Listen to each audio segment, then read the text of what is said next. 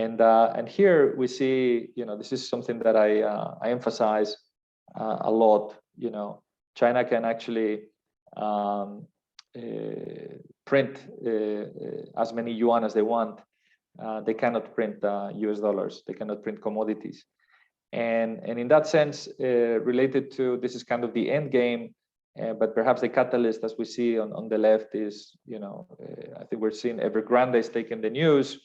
What we see is perhaps, in my opinion, the tip of the iceberg of a ginormous problem. I use the example or the parallel between the GFC, and I think this is Lehman Squared. If it was a movie, it wouldn't be Lehman 2. It would be, yes, it would be the sequel, but it's not twice. It's exponentially higher. And in that sense, we have the potential for one of the largest bankruptcies ever in history. As it stands, I think it would be number 3 behind Lehman and Washington Mutual.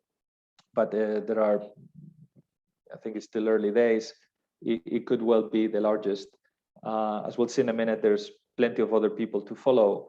Earlier this week, we saw Fantasia, a small player that is not even in the radar, with a meaningful, without not able to meet certain payments. And we see again how the importance of the real estate sector is so critical that I think the government will be forced to intervene. But for the time being, they are actually letting some of these players go down, or at least intervention hasn't taken place in a proactive manner. Part of it could be also getting, some of these billionaires are they're crushing these billionaires, and they may want to buy the assets for nothing. But certainly the problem with real estate and the impact on the wealth for the Chinese is huge. The key thing, in my opinion, is the contagion risk. Beyond this huge potential default, is what does it mean for other players, for the banks, and also even all these wealth management products. A lot of people's savings have been put into these companies, and therefore I think the Chinese government will do whatever it takes to protect the individual, and it might create a bit of basis between the onshore and the offshore market. We'll see how people are treated, but clearly China will benefit the onshore market. All this slowdown and deleveraging will invariably impact global growth. This has implications beyond China. And that's why I think the decoupling story is unrealistic, but it's always a phase that we go through.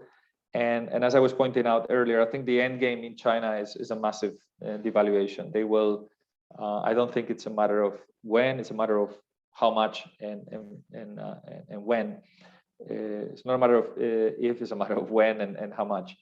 And so in that sense, fighting or looking for this potential devaluation has been very, very expensive, very difficult.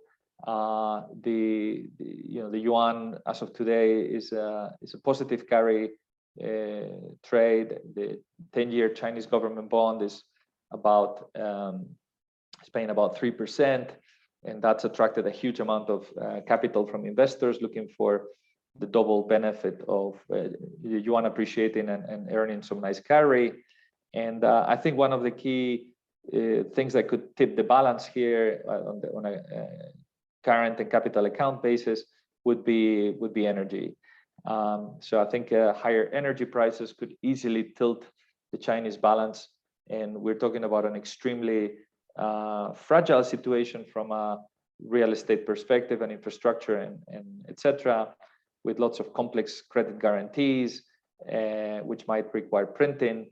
But if on top of that you add the energy crisis, it's kind of a game over for the yuan. I think China, this could be a catalyst that could accelerate things. So ultimately, my view for China is quite negative. The model is the idea is good, the implementation is always the same, and they resort to printing and guaranteeing people. You could pretend and say that they're not doing QE and the debt of the government is small. However, is all sitting in hidden parts and state of own enterprises, and basically a whole entangle of things that are guaranteed. So China, a very big problem, and we think that the devaluation of the yuan is probably unavoidable. But there's certain potential catalysts that could accelerate the process.